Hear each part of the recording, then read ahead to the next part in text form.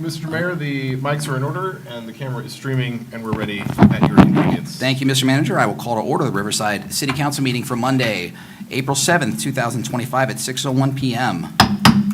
Madam Clerk, would you please call the roll? Mr. Brown? Here. Mr. Denny? Here. Ms. Fry? Here. Mr. Joseph? Yes. Ms. Lomax? Yes. Mr. Maxfield? Present. Mayor Williams? Here. Mr. Manager, any additions or corrections to the agenda as presented? No, Mr. Mayor. Move to approve. Second. We have a motion from Mr. Denning and a second from Mr. Joseph to approve the agenda as presented. All those in favor signify by saying aye. Aye. Any opposed, say nay. Agenda is approved. If you're able, please join us to rise and pledge allegiance.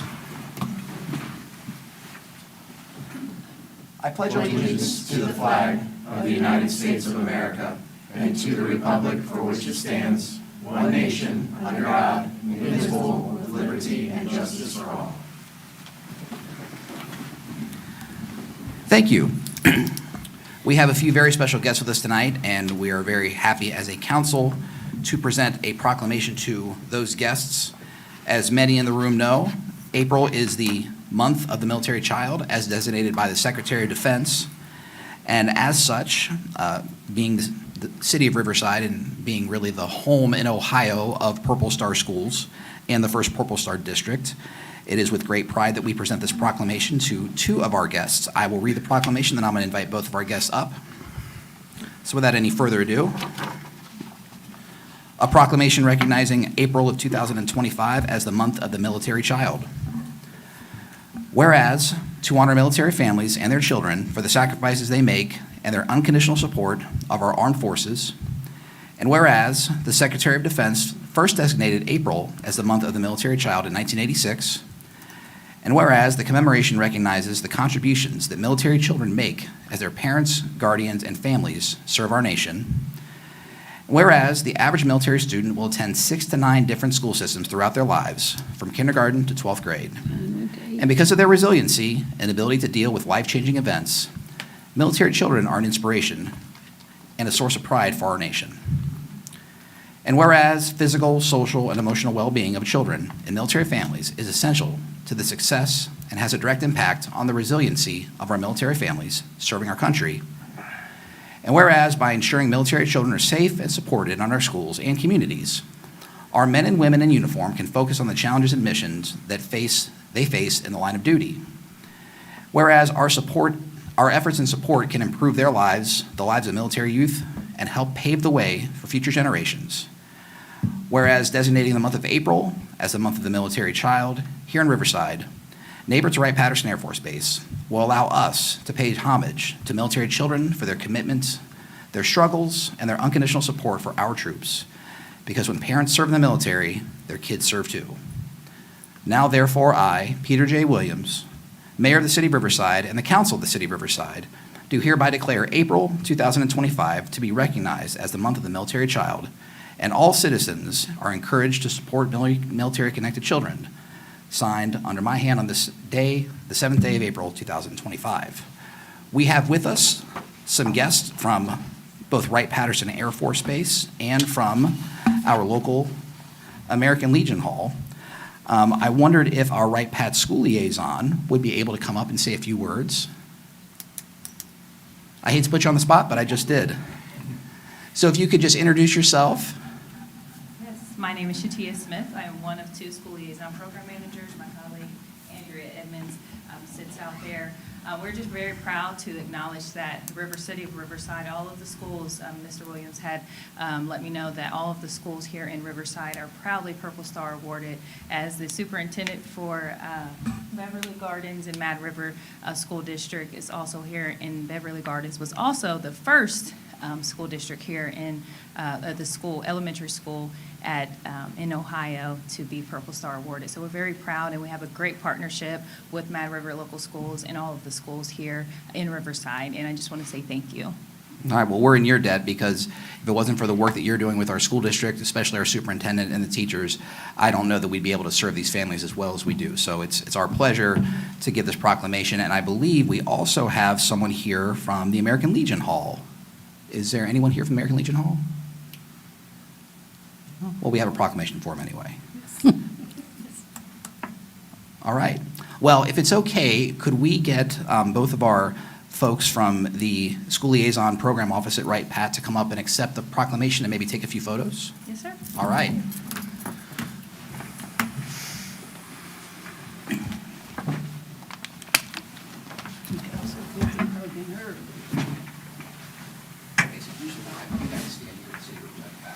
Oh, thanks.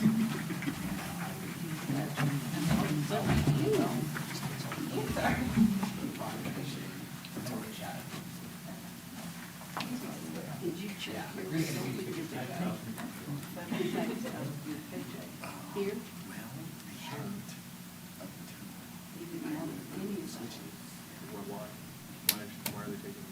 Okay, now Chad, you come up too, because I want you to show us one in this photo. Did you like change it up before like? If any other members of the city council would like to get in the photo, we can do that now. Do you want photo? Photo op? You're all doing one. You may as I well. didn't put my show business makeup on. That's fair.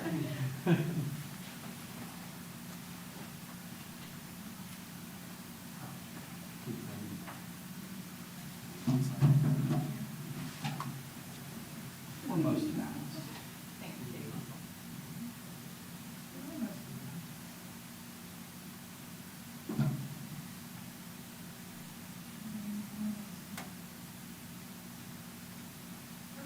Okay, thank you very much, ladies. Yes, we're happy to have you here. And my kids, my oldest went to.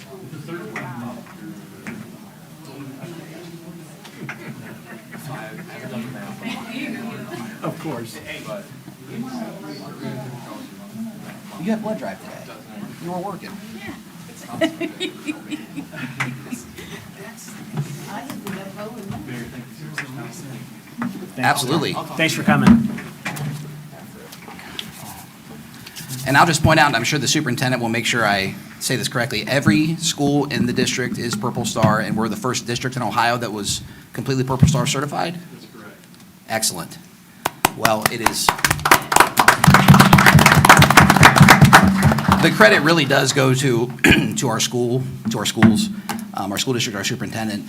I'm proud to say that after the example of Mad River set, there's a number of schools in our area that are also Purple Star certified in our city specifically. I know St. Helens Catholic School and Archbishop Carroll are, and I believe East Dayton Christian also. So we are following the lead that Mad River set, and it's a wonderful thing to do for these families. So thank you to our friends at the Wright Pat Liaison Office, and obviously thank you to the school district. Thanks. Moving along, we have anyone in the group, the crowd tonight that would like to bring up a slip to comment on any agenda or non-agenda items. We are always accepting citizens petitions. You can leave, it's okay. Wow, Chad. You're welcome to stay though. Well, She's not Well, kicking they you were out. talking to each other, like, I think we could make a motion at the end. thank you for coming. Do it now. What do you want to make a motion? Yeah. Hey, Chad. Chad, hold on a second. What- Mr. Mayor, I'd like to. One second, make- Mr. Denning has something I'd he'd like to make share. a motion that the city council, the city of Riverside endorse the school levy that's coming up on May the, May 6th. I'll second the motion. All right, well, we have a motion for Mr. Denning and a second for Ms. Lomach to endorse the Mad River School levy that will be on the ballot May 6th. Is there any further discussion? We'll just say what it's for. this is the permanent improvement levy that is only, the money, once it's passed, will only pay for capital improvements, anything that is long-term, that it has to last so new roofs, new air conditioning, the things that our 20-year-old buildings need that they don't need to be taking out of the general fund, because the general fund needs to be used for the education of our children. Yes, and the money that they've been paying for the last 20 years has expired. So that rolls off of your taxes, but then this is a replacement of that money to maintain the buildings. And it protects the investment, in my mind. Yes, of it protects the investment. Yeah. And what the and it schools makes, have been. when we as a community have good schools, then that helps us all, and it helps us raise the value of our Be a community of choice, absolutely. Well, if there's no further discussion, then I will call the question. All those in favor of the city council endorsing the Mad River Local Schools levy that is on the ballot on May 6th signify by saying aye. Aye. Any opposed, say nay. All right, glad you're here, Chad. Absolutely. So if there's anyone who'd like to comment on an agenda or non-agenda item, there are slips in the back that you can hand to the clerk. We'll move right along to our meeting minutes, and thank you for our guests who joined us. We've all had a chance to review the meeting minutes from our March 17th meeting. Yes. Is there a motion to approve? Move to approve. Second. We have a motion from Mr. Denning and a second from Mr. Maxfield to approve the minutes as published. All those in favor signify by saying aye. Aye. Any opposed, say nay. Minutes are approved. We'll move right along to our liquor license transfer. Mr. Manager, could you bring us up to speed on this? This is just a transfer at the Eastwood Market, 4426 Springfield Street. There were no objections in the background check, no action required on your part. All right, so then we move along. Is there any public comment for agenda items that have been submitted? I have one public comment for non-agenda items. I have none. Okay. So then we will move on to new business, of which we have an ordinance and four resolutions, three resolutions. The first ordinance is our supplemental appropriations. Mr. Manager, is there anything we need to be updated on this? Just very briefly, the Eintracht Fund has $20,000 in that account, in that fund. We did not appropriate any money out of that fund, though, when we adopted the budget this year. The parking lot is in need of replacement parking lot lights, and we need to put some new gravel down and regrade the existing gravel that's out there. The cost is about $20,000, so this supplemental ordinance authorizes us to spend those funds. So move. Second. And this is the first reading of the ordinance? First reading, yes, it'll come back next meeting. So we have a motion from Ms. Lomatch and a second from the Deputy Mayor. Riverside City Charter allows for the reading of an ordinance to be done by title only unless a council member requests otherwise. Madam Clerk, would you please read this ordinance by title only? Ordinance number 250865, an ordinance to make supplemental appropriations for current expenses and other expenditures of the city of Riverside, state of Ohio, for the period January 1 through December 31, 2025. All right. Are there any questions for members of council? Hearing none, Madam Clerk, please call the roll. Ms. Lomatch? Yes. Ms. Fry? Yes. Mr. Brown? Yes. Mr. Denning? Yes. Mr. Joseph? Yes. Mr. Maxfield? Yes. Mayor Williams? Yes. We'll move on now to our resolutions, the first one of which, 25-R-3022. This is a surplus items, Mr. Manager? Yes, a housekeeping resolution to get rid of some surplus items, primarily mowers in the Public Service Department. Move to approve. Second. We have a motion from Mr. Denning and a second from Mr. Joseph. All those in favor of Resolution 25-R-3022 signify by saying aye. Aye. Any opposed, say nay. Motion carries. And the second resolution, Mr. Manager? Another housekeeping item, we typically ask the county to effectively front us property tax collections for the year. That's customary, happens every year. We're a little bit behind due to staffing changes in the finance department. So this is that resolution basically asking the county to go ahead and pay us advanced property taxes. Move to approve. Second.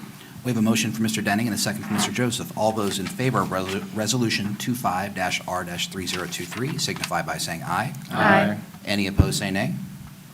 Motion carries. And our final resolution, Mr. Manager? Final resolution is a then and now for two payments, one concerning annual elevator maintenance, particularly at the building next door. Schindler handles that contract for us, and also our prosecutor fees. This just authorizes payment of those expenses. We've got the POs set up after the payments initially came in. So moved. Second. We have a motion for Mr. Joseph and a second for Mr. Brown.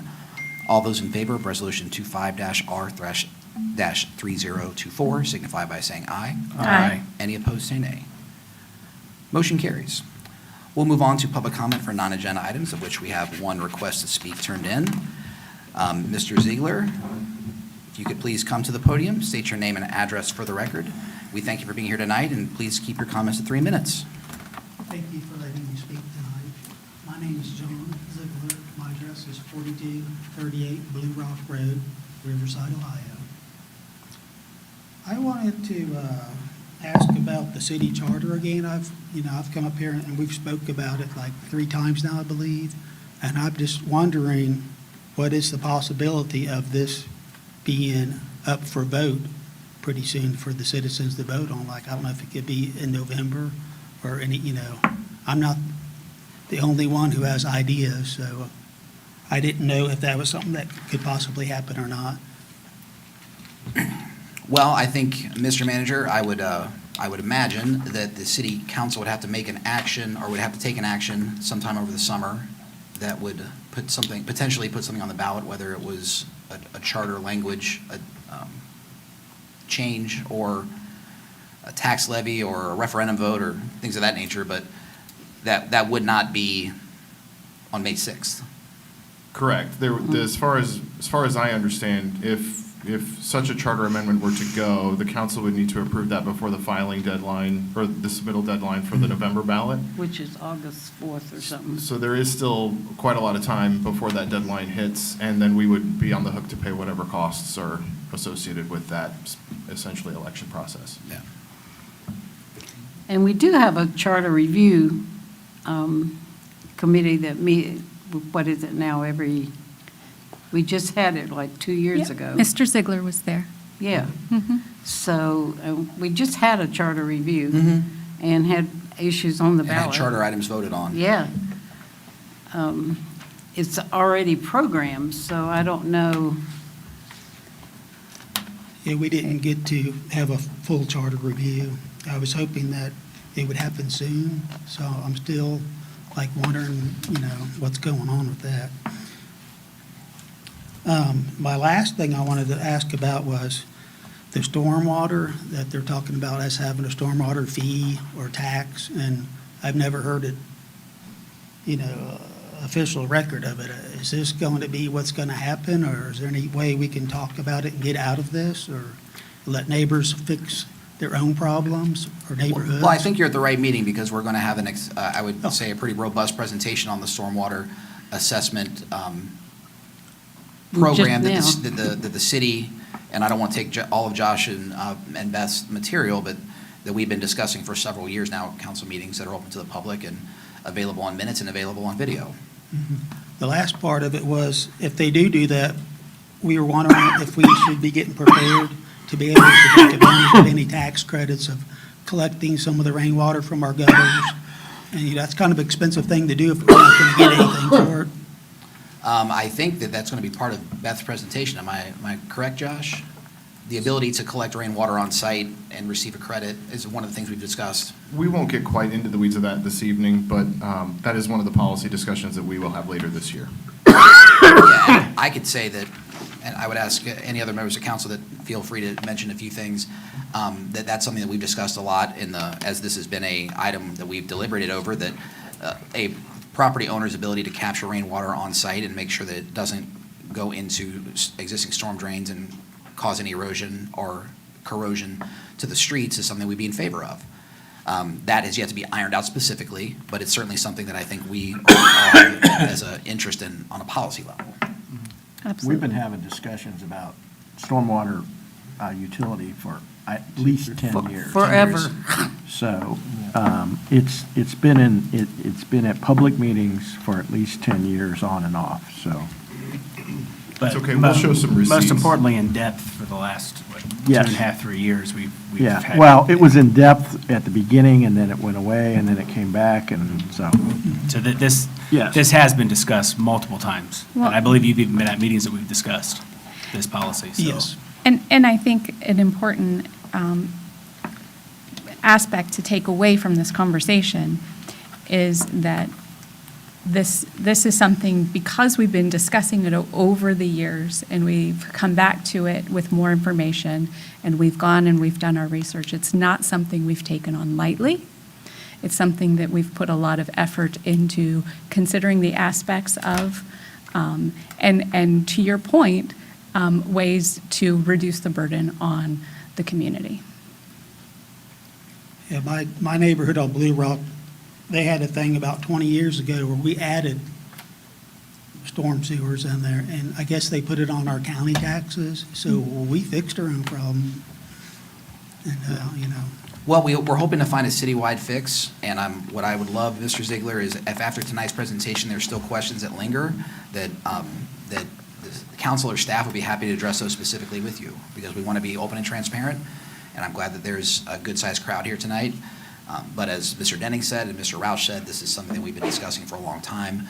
And as Ms. Fry, the Deputy Mayor, pointed out, this is something we've been discussing in depth for the last 2 to 3 years. So we're happy to answer questions. I want to let the city manager and the service director go through part of their presentation, which is on the agenda for right after this. Oh, thank you. And see what other questions might pop up. Will that work? Yes, sir. Thank you All very right. much. Thank you.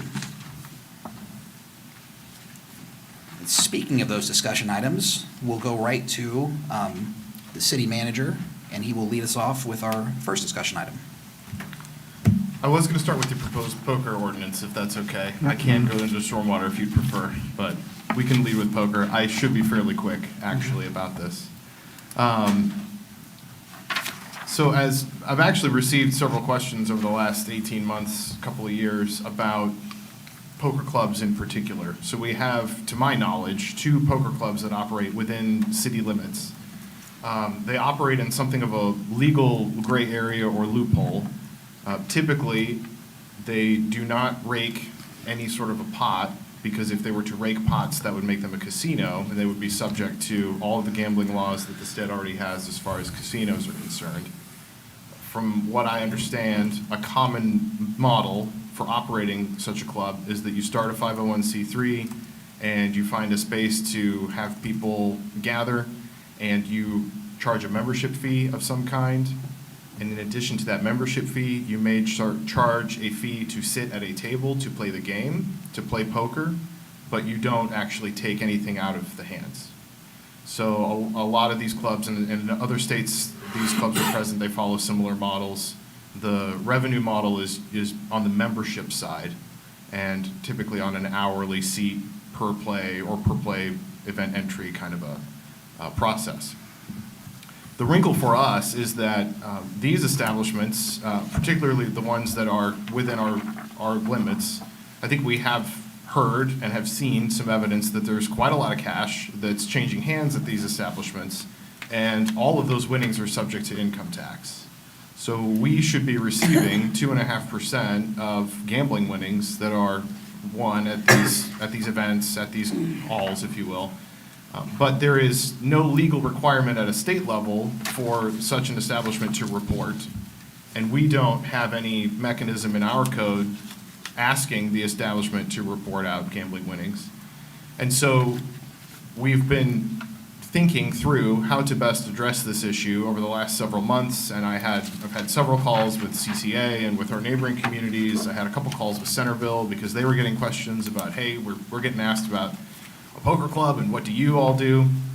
And the bottom line is, after talking with our legal counsel, so Mr. Miller and NAIA and CCA and all these other folks, we have developed what we're calling a draft ordinance that I would like to put in front of you. And to be clear, I won't ask for action next meeting. I'd like to get the language out to you all. But just to set the table for this conversation and preview our thought process, I'm going to briefly run through what this ordinance looks like. Many of you and folks that are watching at home may recall that we have a section of our city code that requires marijuana dispensaries to license themselves independently of other businesses. So if you want to operate a marijuana dispensary, you are required to come in under, I think it's 727 of the city code, and pull a license to operate. That license has an upfront one-time fee as well as a recurring annual fee in order for you to continue your operation. Our thought is to adopt a very similar approach in that we would require, the proposed path here would be to require a poker club, or in this case, a competitive and skilled gaming facility. And the language is a little bit broad, but that's deliberate, because these kinds of establishments call themselves all sorts of different things. We're trying to get after any time you are engaging in a gambling activity in a business district that is not regulated by the state, this code would apply to you or to your organization. So the main idea here is that we'll define, of course, what a competitive gaming facility is. For the purposes of this conversation, just think poker club by and large. And we will require those poker clubs or similar businesses to register with the city. They would do the same thing that the marijuana establishments do every year and come in and pull that license. The meat and potatoes of this is that we will produce all the forms, just like we do for marijuana.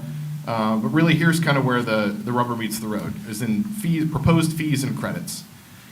So like marijuana, we would recommend some kind of an initial registration fee. So the first time you open up a poker club at Riverside, you would need to come, fill out your forms, and pay the fee just to say, I'm here, and say you're open for business. The second component would be an operating fee. So this would be your annual fee that we would collect, and the purpose of this fee is essentially to capture on behalf of capture the revenue that the city would receive from these gambling winnings. And the third component would be an operating credit. So the following year, the poker club or the gambling establishment could come to the city and produce receipts. So they would say, I have tracked, or we have tracked, the number of winners who have exceeded the $600 threshold or whatever is required in the state code. Here are their names, a copy of their driver's licenses, the dates that they won those winnings. We would calculate the income tax that we're due off of those winnings, and we would credit that back to the poker club. Because again, the idea is we're not trying to penalize poker clubs. We've not had a whole lot of criminal activity, to my knowledge, at the poker clubs. It's not a war on poker clubs. What we're trying to do is recover money that we're duly owed under state law that's the product of a gambling winning. So the idea would be we collect that from the establishment up front, we credit it back to the extent that they report winners to us. Make sense so far?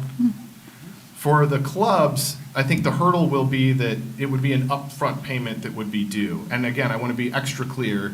The intent here is not to be punitive to the poker clubs. So I'm also not recommending, as I sit here today, that this is something that should go into effect within the next 30, 60, 90 days. I think to be fair, we would want to give the establishments plenty of time to figure out, do they want to report and follow the reporting rubric that we're requiring in this ordinance, or if they don't want to report, that's fine. We just won't credit them back any of the money that we would, under the operating credit component of this ordinance. So in other words, they could choose as a club to just pay the fee every year and not bother to actually report themselves underneath this ordinance.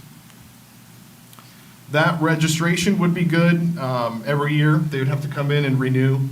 There wouldn't be again, the only renewing fee would be that operating fee that would roll every year. The rest of this is very similar to the marijuana legislation that's already on our books with some differences. If the poker club or the gambling establishment were to run into any legal, criminal activity, anything else, there are reporting requirements here about reporting things to the police department. If any fraudulent information is submitted to us, so if they try to misrepresent who the winners were for any of these gambling activities, we would have some remedies under this section. And I would not recommend adopting the fees as part of the ordinance, but for the purposes of a conversation, I wanted to share with you where our idea is currently and how we got there. So our thought would be we would adopt these fees, proposed fees, as part of our omnibus master fee schedule. So that's the resolution that we bring before you. We would create a new category, and we would call it, gambling establishment registration fee. The initial fee, we would ask, or we would set that or recommend that at $15,000 a year, or excuse me, $15,000 to start up. That is consistent with what we do now currently for marijuana facilities. The operating fee is substantial. We have determined, based on some research that we've done about how the clubs in our area operate, that it's not uncommon for them to have $1 million prize pools. And if we make an assumption that those $1 million prize pools are happening every month, and you multiply that out by 12 months and you take 2.5% of that, that's $300,000 a year in income taxes that we are missing out on per establishment, if they're all holding those kinds of events at that frequency, at that level, right? So there is a bit of a speculative element here. We're trying to kind of figure out how much cash is actually moving inside these establishments. But I think for you and for residents who may be watching, the real take home here is that that's quite a lot of gambling winnings that we don't know are actually being reported. $300,000 is practically half of our operating deficit in this year's budget. So that's substantial. I think what we're trying to do is make sure that we are collecting those revenues, or at least getting information about who's winning those gambling winnings, so that we can follow up through the existing channels at the state, reporting wise. And again, for the establishment, that $300,000 would be paid up front, but then the following year, if they turn in their report, we would credit back up to however much was actually changed hands. So that, in a nutshell, is the thought process behind this proposed ordinance, the rationale behind it, and where we think we would like to go. I'm happy to entertain any conversation or questions you have about it now. I will email this to you, and my thought would be to bring it back as another discussion item in, either at the next meeting or sometime in May. Just because I think this is one of those things that it's worth thinking through and thinking about how this would affect not just the player base, but the establishments, and also help to balance what we're after as far as our bottom line. What does this mean for the ones that are already established?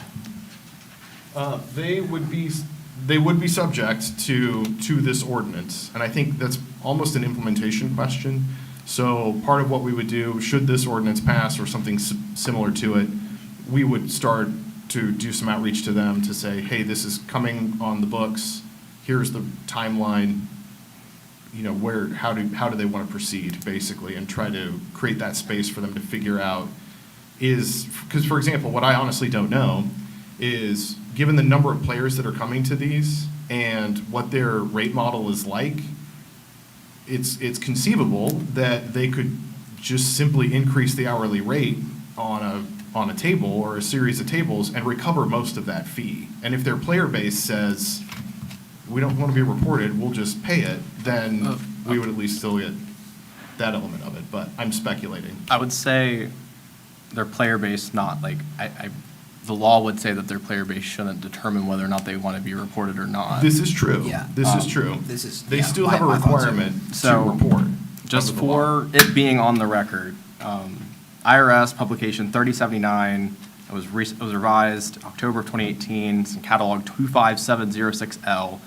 I work in payroll, so this stuff is where I nerd out at. So this is a specific IRS publication that talks about tax exempt organizations in gaming.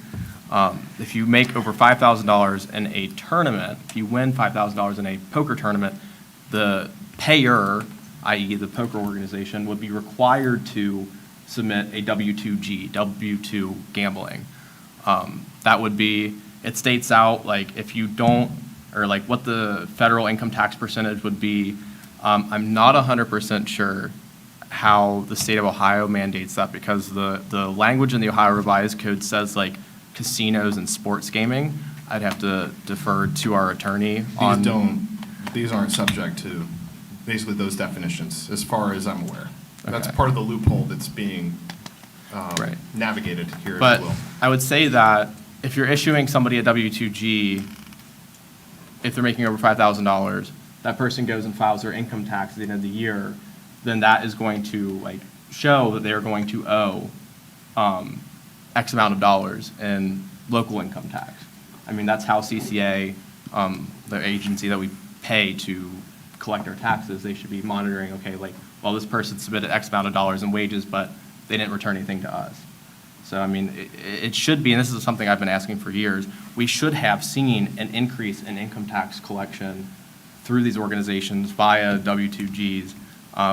We've never really been able to get that reporting, so. If they're issued. Right, if they are issued. Yeah. I think that's where a large amount of the struggle is coming from. Well, the other side is, if they're not residents of Riverside, if they're Washington Township or something like that, let me finish, then CCA may not even get that information to be able to charge them, because they're not residents of Riverside. I mean, Yeah. because right now, the only people that CCA actually, my understanding is, the only people they check on are the addresses in Riverside.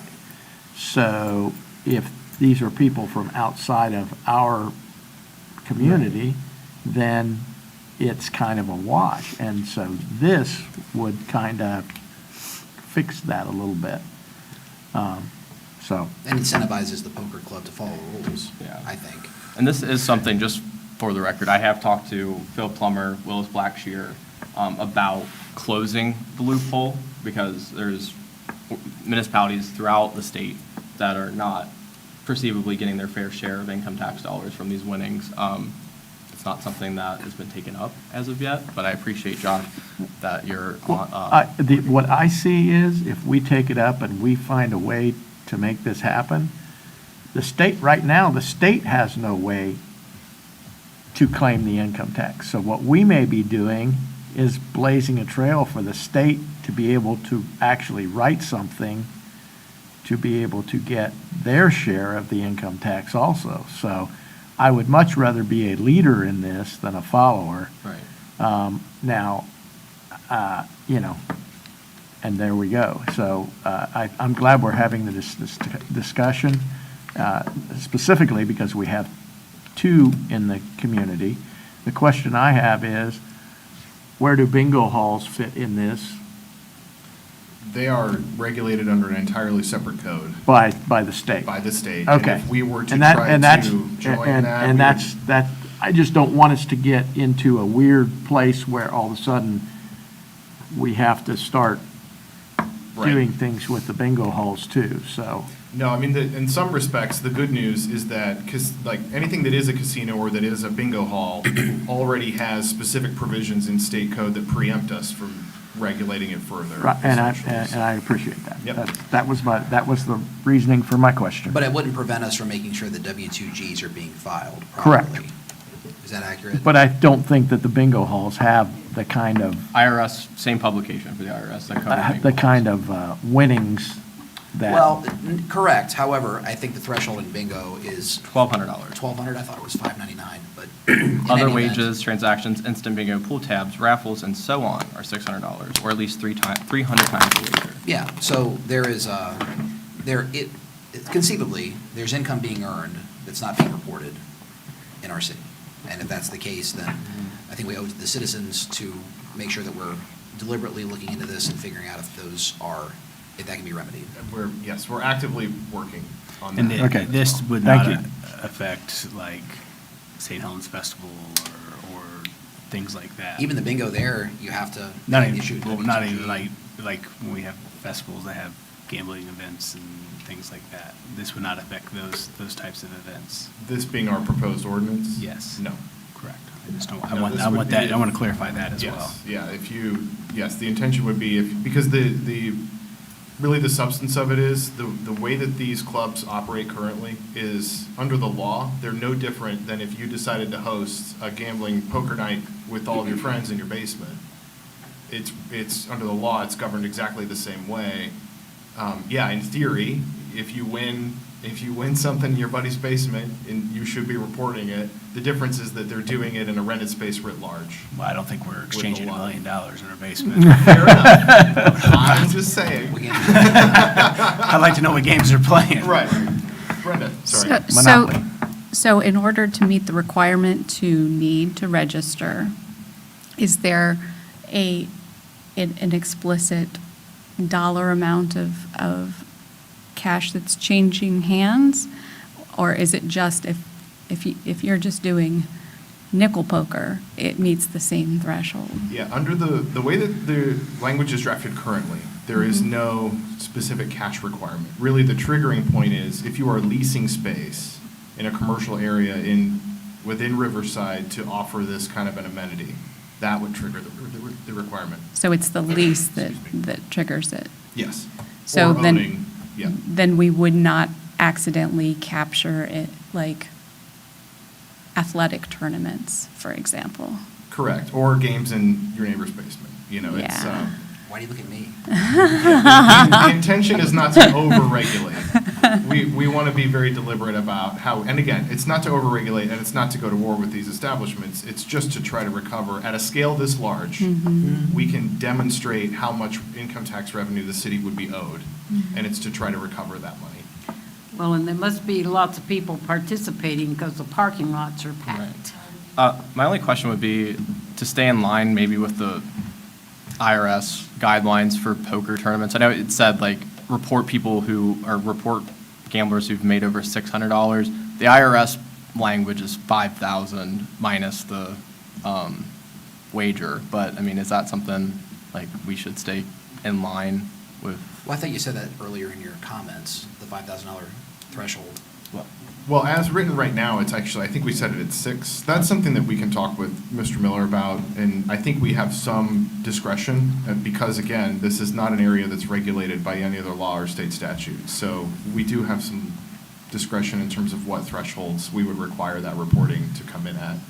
And I imagine that, yes, there's some give and take there too, as far as not wanting to overburden an establishment.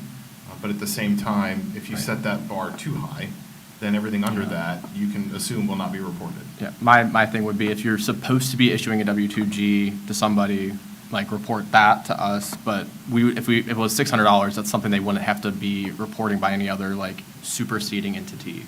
Like, we're just asking them to do what they already should be doing. And I wouldn't want them to go above that with having to do, like, a $600 reporting on something that they normally wouldn't have to do.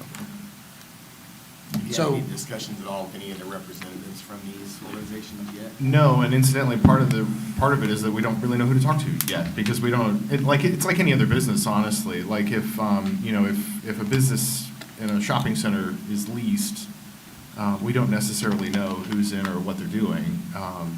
So no, we don't. The other advantage, I think, of moving in this direction is that for these businesses, I think, there is some value in creating those contact points, because like I said, to date, to my knowledge, we've not had a whole lot of negative incidents at these establishments, but if that were to change, we would know by virtue of the fact that they're registered, who's on the hook for that, and we would be able to go have much more direct conversations much more easily. One more question. Had you evaluated whether there would be opportunity to spread out the operating fee over the course of a year? We can certainly look at that. Okay. Yeah. And I think, to Councilmember Maxfield's point as well, I think that's also partly an implementation question. I mean, I think, again, we're not trying to, to really come down all at once necessarily. So yes, that's certainly on the table. Okay. So more to come on that. More to come on that. I will make sure you all have a copy of the draft language. The next item is stormwater. And I will turn it over to Ms. Moore. Let me get this thing queued up. And Beth, go ahead and, hang on a minute. I've got like 3 keyboards. All right, there we go. Thank you, Josh. Good evening, Mayor and Council. So I'm calling this Stormwater Education Series 1. I think this is the first of many educational presentations we're going to have on stormwater.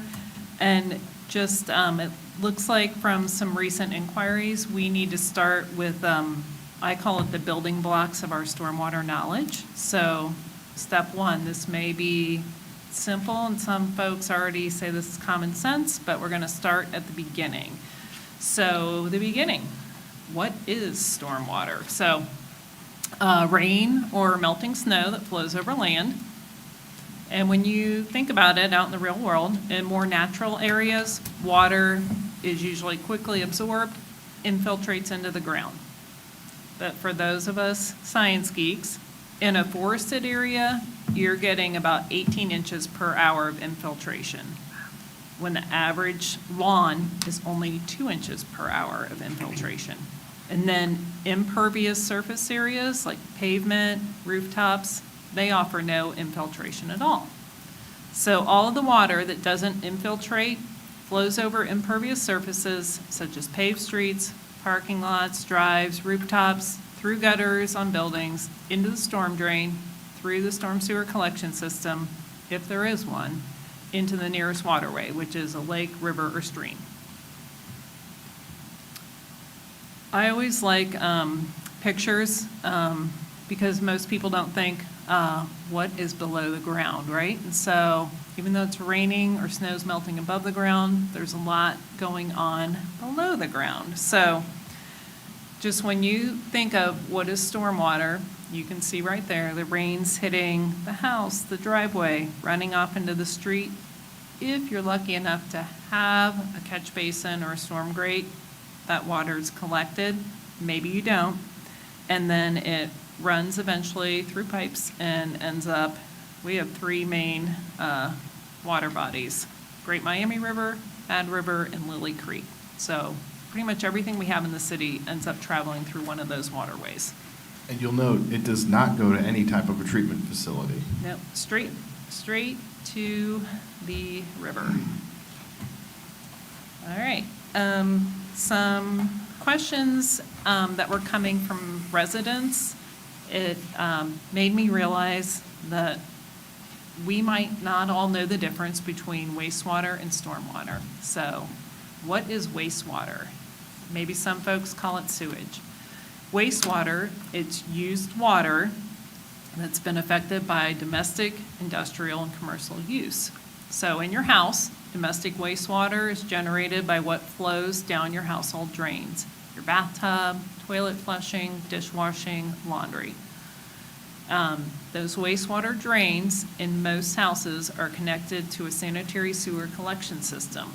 And that sanitary sewer collection system transports that wastewater to a wastewater treatment plant.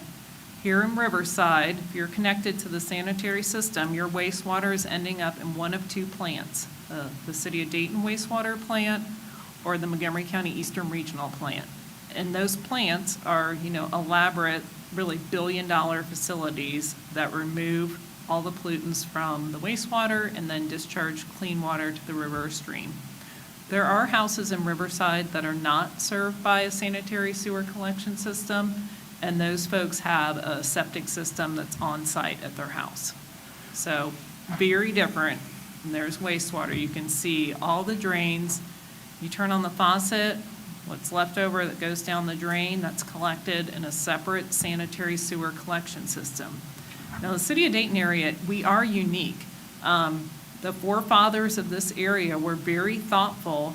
Most all of our communities in the Dayton region were built where the sanitary system is separate from the storm system. And we're blessed that they did that. It was very forward thinking.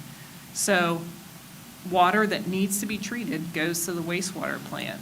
Stormwater goes straight to the river. So underneath your road, you can see on that left-hand side, the brown pipe, that's wastewater. On the right-hand side, stormwater. So beneath our streets, two separate systems of water are draining away from your property. And a lot of folks have been asking, what is a stormwater utility fee? So what is that fee? It's a fee based on the amount of stormwater runoff that a property generates. And that fee, which is an enterprise fund, can only be used to maintain stormwater. And it's very common in Ohio. And when the city first started discussing this, and we'll look at a timeline here next, it was a critical piece in stabilizing the city budget and our public service operations. So looking back in our history, and I've only been here 9 months, but it looks like we've been talking about stormwater a long time. So you can just see a highlight here of the dates. These are all the council meetings or work sessions that we discussed a stormwater utility. So you can see it dates back to 2022, and then it was in December of 22 that the actual ordinance was adopted. And that's Chapter 935 of our code, if anyone wants to read it. There's a lot of detail in there, and it's pretty technical.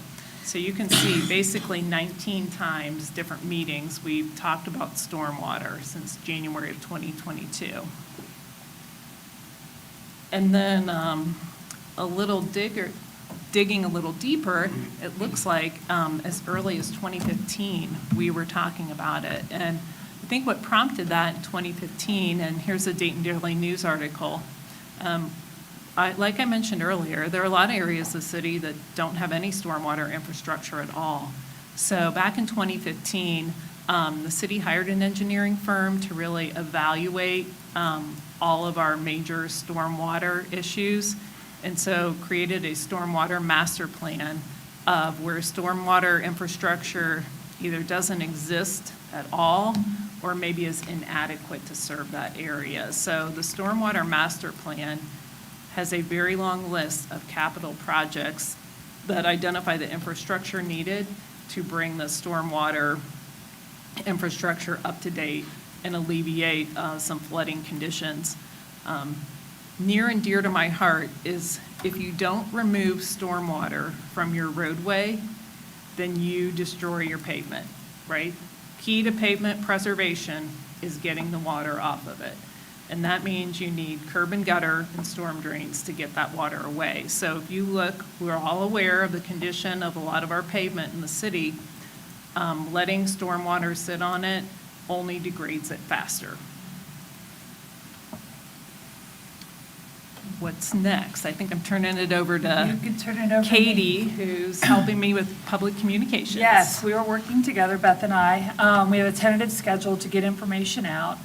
We are going to create a stormwater page on the website. This could potentially have additional pages trickling off of it based on kind of the information that Beth and I feel needs to get out there or that we're hearing back that people need answered. So kind of Stormwater 101, other links to the US EPA, Ohio EPA. We will also be working on social media posts with education on stormwater. Then we'll go into the third quarter, which is July to September. Information will be in our newsletter then.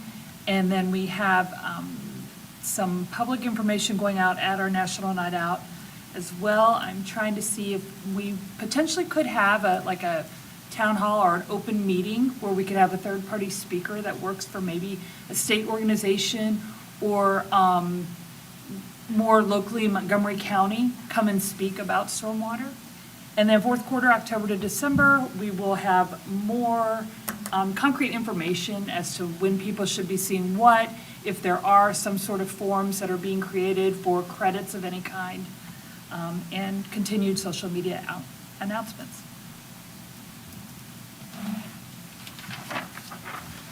Thank you both. That was very thorough, and I certainly appreciate it. I think it's good to sort of periodically recap how this conversation has gone and progressed over the last 10 years, and even before that. If you dive into that article from 2015, you can see mentions from conversations in 2013. And to briefly add on to Ms. Moore's point, that stormwater master plan is 10 years old now, and there's been very little, if anything, that's been actually acted on in that plan. And so those needs are still out there, and now the costs are higher. So we really are at a bit of a crossroads, if you will, where we have the opportunity now, like we've been discussing, especially a lot in recent years, to continue this momentum and try to get this funding so that we can maintain this infrastructure and in turn maintain our roads, and also help to balance our budget at the same time. Or the alternative would be to continue to let things degrade. So that's kind of the state of the conversation to date, and I know we're happy to answer any questions that you may have. So Mike, I guess, or people who've been on the board forever, never, village, city, never had stormwater, like utility fees, right? And I would like to invite the public as well as council members that don't live in that neighborhood. But when you think about stormwater, you don't think where the water goes from your yard. I found out in previous times and discussions that my property line, the water all goes down the hill from my house. And then from the other side of my property line, all that water goes over to 35 in that area. And I would invite you to go to the corner of Crestmont and Marblehead. And notice that is always wet. And the service folks have to come out there in the wintertime and keep salt on it because the water's coming down underground streams from up where I live. The only way to fix that would be dig up everybody's yard and houses because it's underground and it needs to be controlled. And I would invite you to go tonight, and there will be water running through that intersection and down the gutter. And they constantly, the service department constantly has to maintain that intersection. And that's water coming from as far up as the hill from my house. And it's coming all the time. And it's rainwater. And if you know anybody that lives on Bayside, go look in their backyard. They bought homes on the Lily Creek that had very nice backyards. And those backyards are gone. They've lost sheds, they've lost garages, and it's detrimental to children. It is so deep. I don't know when you've taken a look at how deep the erosion is. Now, we've been through the fact that we understand a lot of it comes from Beaver Creek. We've addressed Beaver Creek with the building of the apartments and the houses and all that. All that water is running under 675 and running into Riverside and the Lily Creek. And we have not been able to afford to fix that problem for Schellenbarger Park and for those folks who live along Bayside. And it's criminal how much property those people have lost and how dangerous the creek is now. I haven't been there today, but I'm sure that it's full and gushing over and eating away more of their backyards. But we cannot let this keep going. And I would invite you to take a trip and ride by Crestmont and Marblehead. That is always wet. And the gutter down Crestmont to, help me out, guys, Burkhart is always wet. In the driest of summer days, it'll be wet because all of the water coming out of that, behind my house goes the other way. Because those studies that were done back whenever educated me on that. But Zach, you had a question, I Yeah, think? just cities never had, Village, Riverside, Mad River Township never had stormwater utility fee. No. No, okay. Beth, Josh, other communities in the Miami Valley, is this something that, like, are we trailblazing by? no, No, we're not trailblazers. We're less than middle of the pack. So, and I think everybody needs to be aware that we have been regulated by Ohio EPA by a 70-some page permit on stormwater as a city since 2004. What does that mean exactly? So in that 70-page permit, there are extensive requirements that we have to meet as a city, and part of it has to do with maintaining our infrastructure. It always focuses on two things, water quality and water quantity. So of that permit, there are 6 minimum control measures that we're required to implement. A common one would be new construction, right? So anybody who constructs anything new within the city of Riverside, we're reviewing that for stormwater. So it's extensive. I'm happy to talk with anyone about that permit. I've taken that 70-page permit and put it into a spreadsheet and tracked all of the measures in it that we're required to do. So there's an EPA, essentially an EPA mandate that we fall Well, under. it's an unfunded mandate. Well, Yeah. And Man, that's, it's still a mandate. Like It's we're- still a we are still, mandate. there are things, there's pressure being put down on the city, either by the state or by the federal government, saying that this type of control. infrastructure has to be maintained at a certain level to guarantee water safety and other things that come with water pollution. Is They that- call it non-point source pollution. All right, thank you. So, a couple more questions. So that EPA mandate, these other cities, Oakwood, Dayton, Yellow Springs, are you aware if, like, is that something that every municipality would be under, or is that specific to us because we sit under an aquifer? oh no, it's every city over a certain population. It also includes many townships as well. So I don't recall the population threshold, but it goes pretty low. So we're not unique.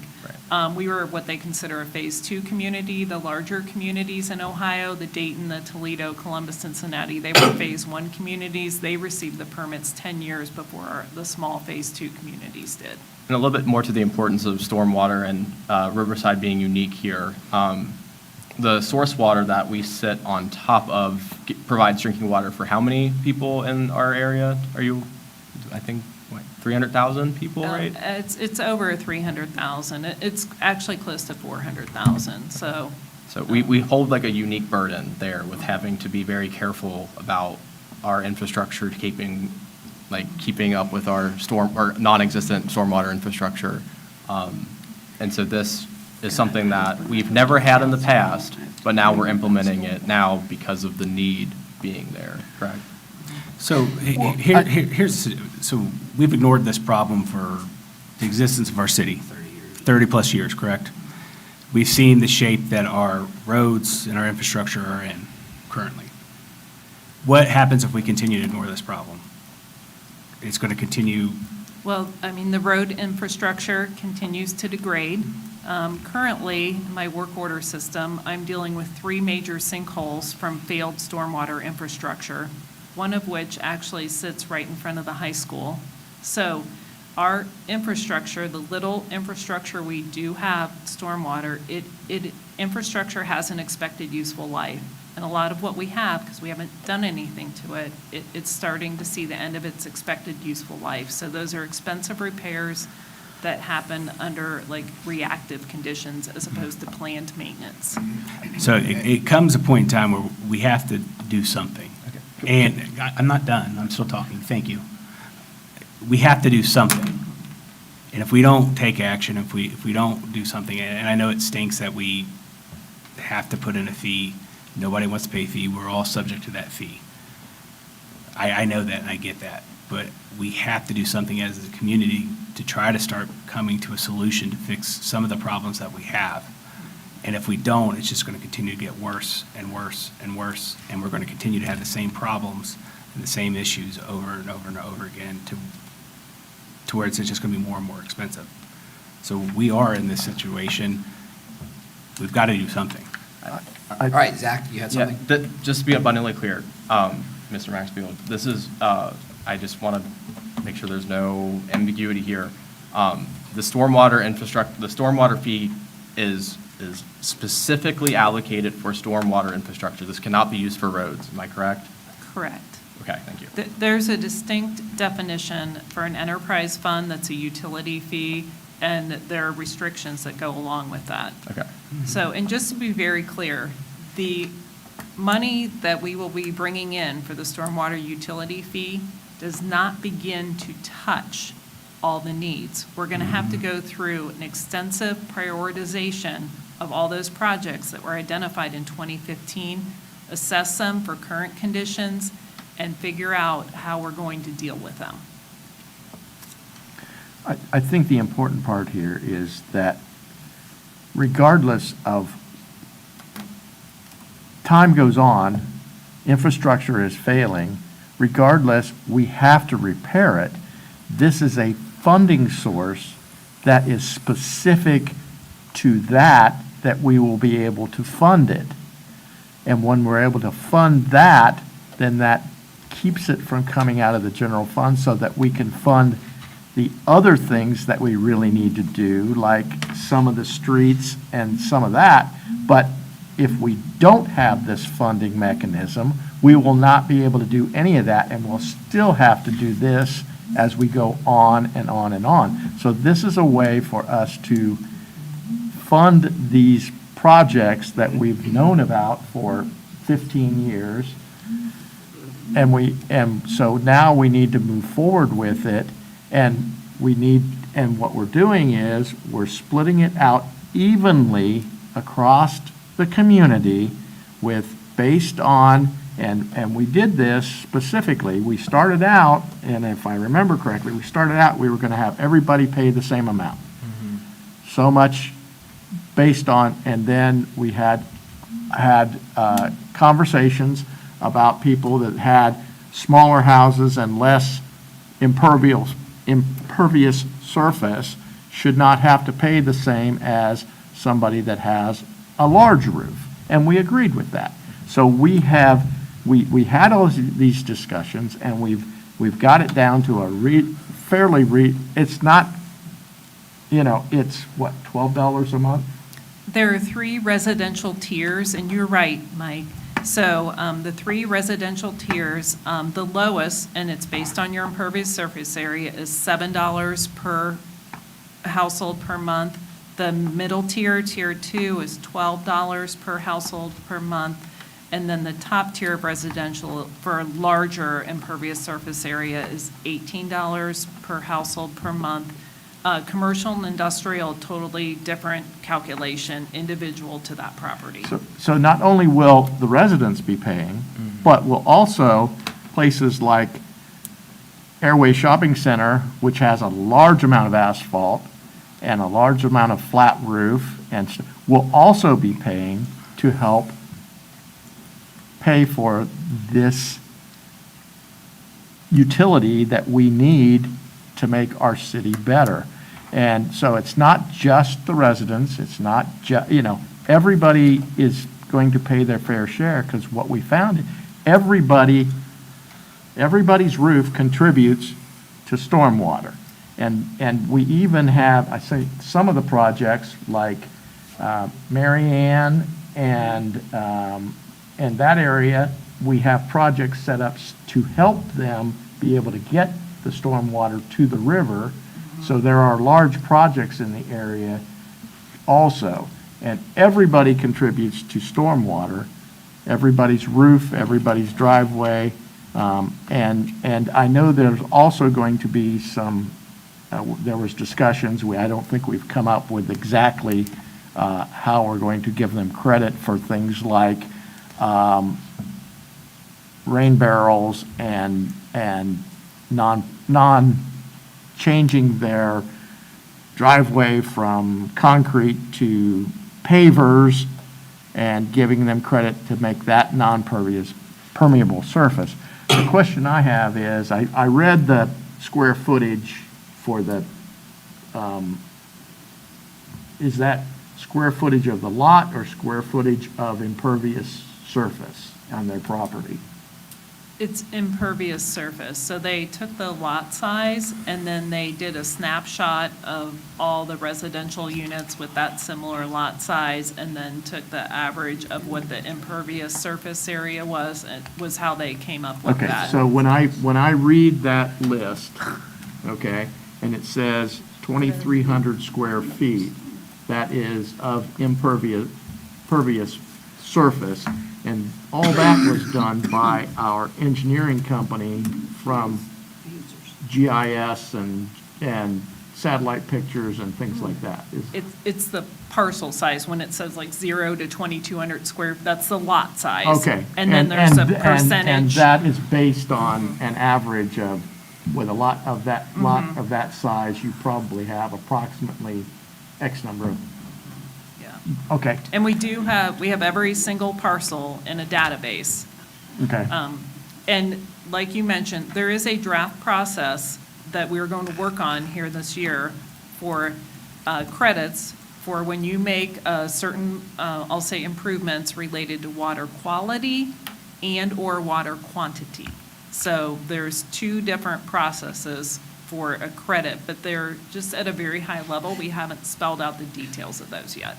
But I wanted people to understand, we've been having these discussions for many, many years. We did not come to this lightly, but we knew that we needed to be able to work on our infrastructure, but we also wanted to make sure that it could only be used for that infrastructure specifically.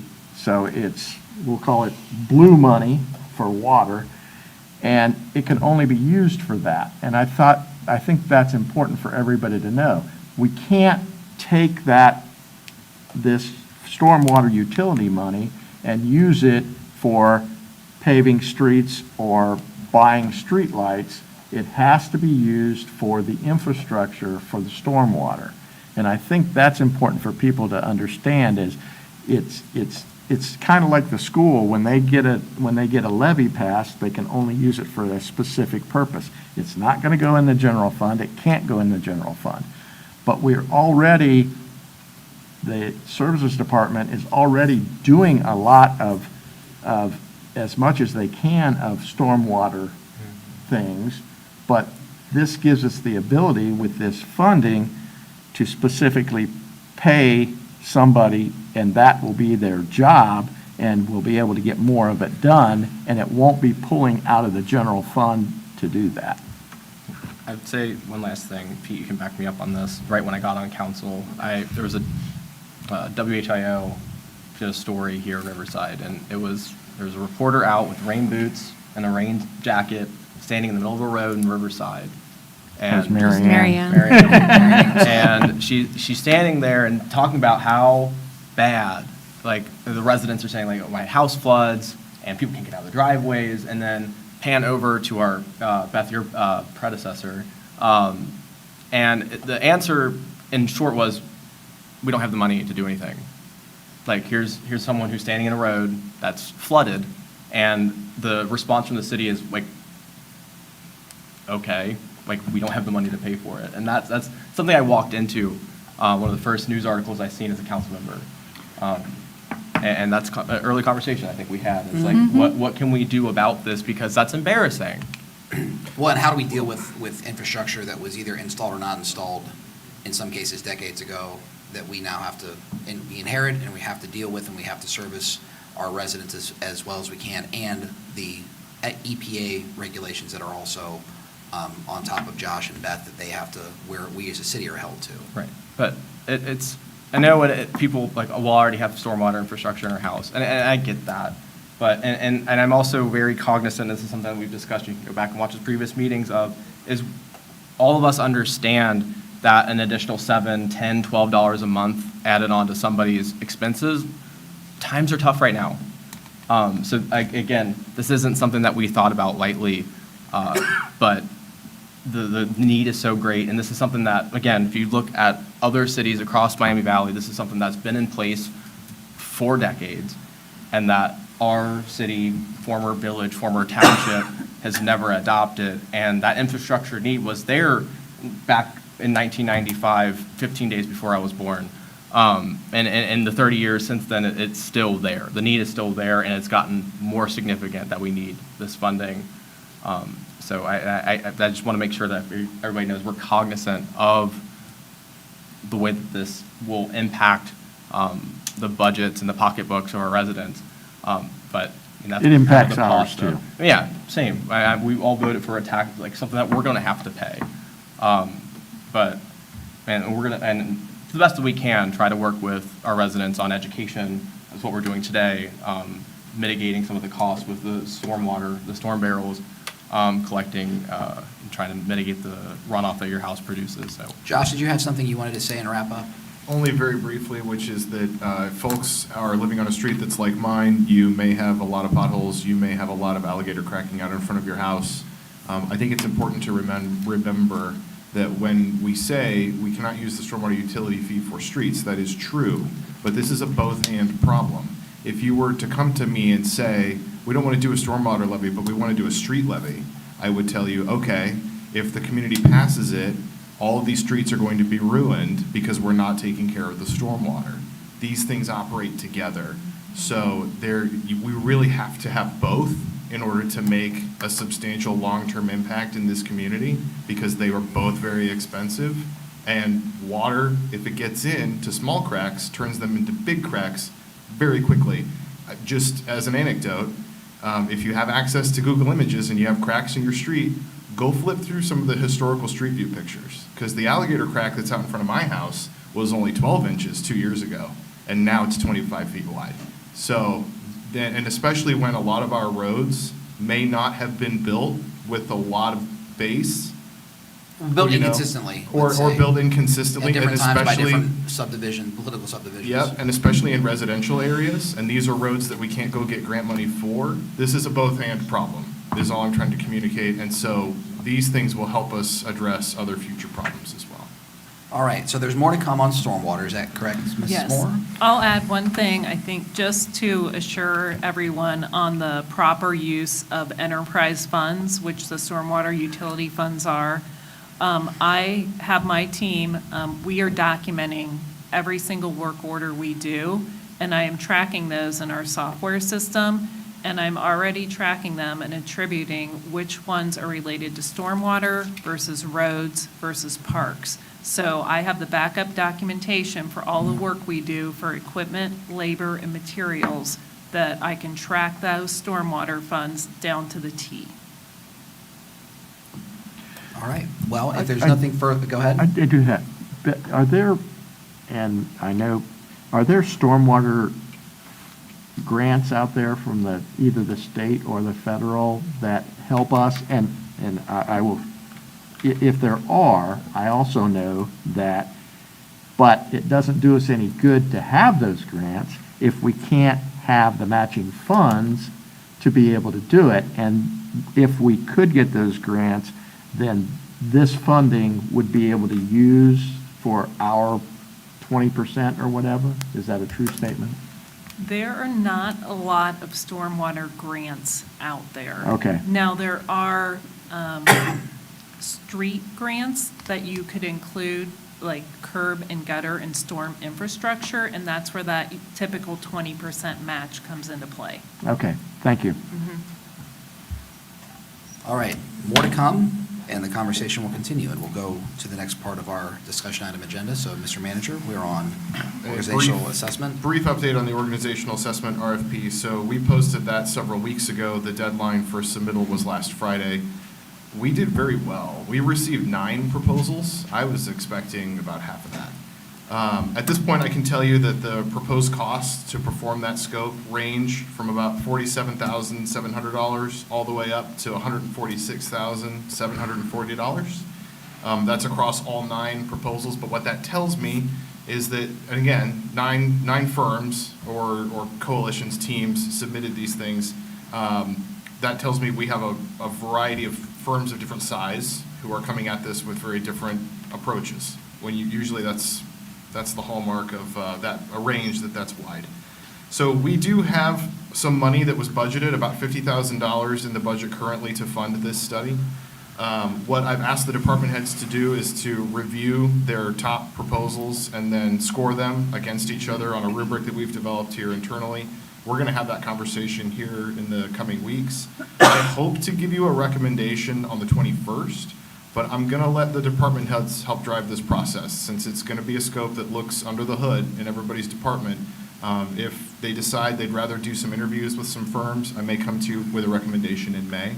But our plan will be to vet those firms thoroughly and then come to you with a recommended firm as well as a plan for how we'll pay for it using what's already in our budget. Because my goal is to keep this cost neutral without any other kind of a supplemental. So more to come on that, but it is very much in process, and I think that's good news as far as the number of interested parties who are trying to get our business. All right, any questions on the organizational assessment that Josh is working through? We'll move on to the Vision Zero resolution. Another update, kind of like the proposed poker club ordinance, I have a draft. I will also provide this to council of a Vision Zero a Vision Zero resolution. Vision Zero is something we've discussed before in other meetings in conjunction with the Safe Streets for All, the action plan and the federal grant that we received. In a nutshell, I'd like to ask council to adopt this resolution or a resolution substantially similar to it. It is a requirement for us to go out and ask for another Safe Streets for All grant. They want to see proof that the governing body is behind a Vision Zero concept. Vision Zero is very straightforward.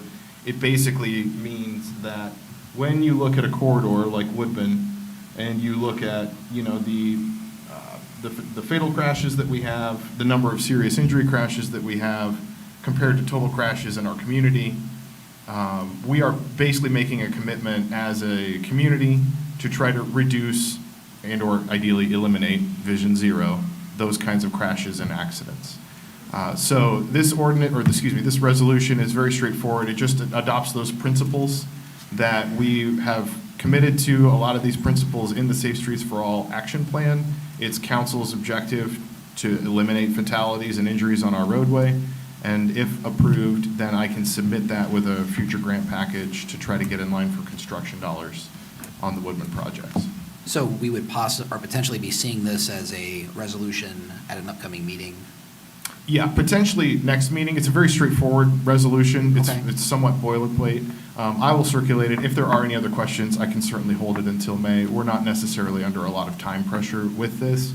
However, we would need something to be done by the end of May because the submittal deadline for the next Safe Streets for All grant is in June. Okay. And I would have to have it before then. Well, if anyone has any questions on this, since many of us are seeing it for the first time, you can ask Josh about it between now and the next meeting. And please let us know if you would like it to not be on the agenda as a resolution to be voted on.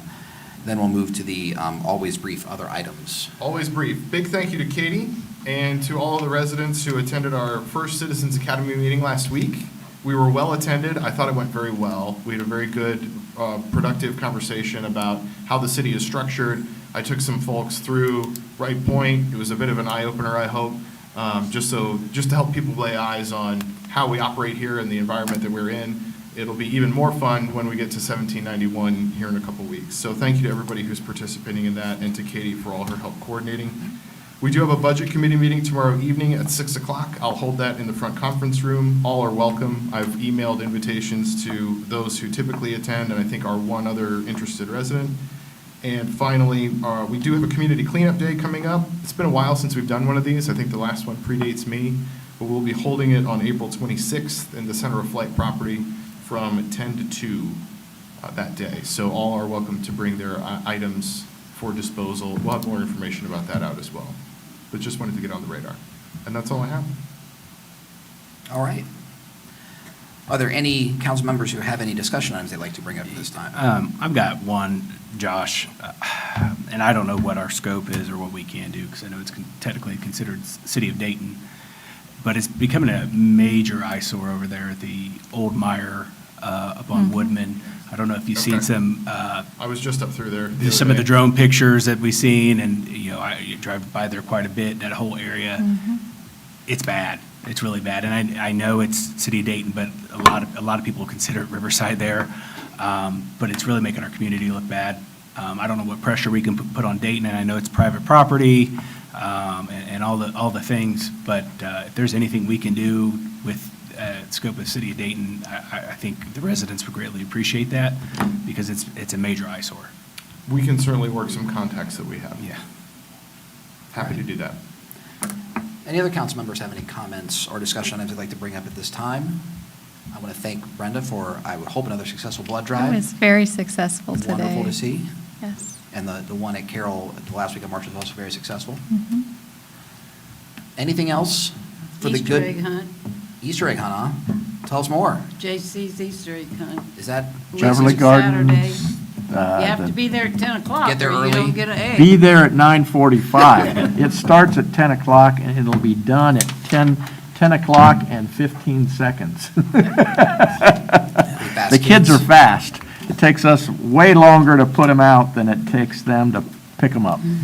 So that is Saturday, the 12th? No, Or 19. 19th. Okay. the day before Easter, the Saturday before Easter, rain or shine, we'll dress for the weather, or possibly snow. We have had snow before, not in April, but.